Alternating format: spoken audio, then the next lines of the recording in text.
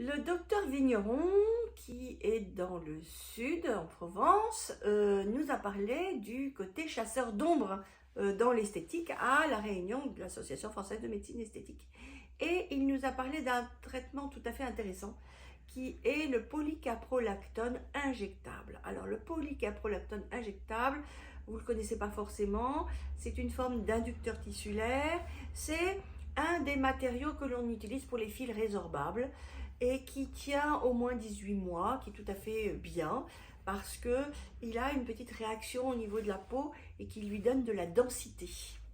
Donc, nous avons une nouvelle technique qui s'appelle Gouri.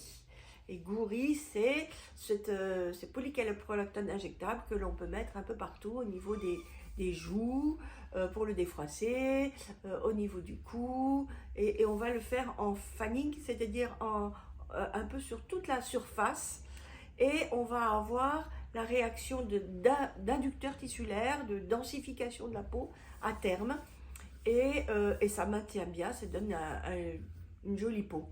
Donc voilà, ça c'est les nouveautés. On a également donc le polycaprolactone et le PDO aussi, polydioxonone en injectable.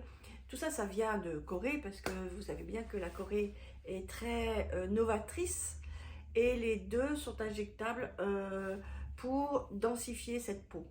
Alors on peut le mettre en perspective avec la médecine régénérative, les facteurs de croissance issus des cellules souches ou les polynucléotides.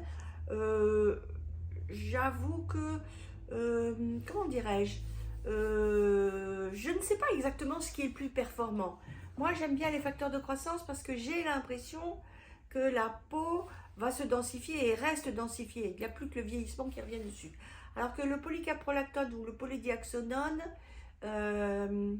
ils vont avoir une action, mais quand ils partiront, l'action sera moindre.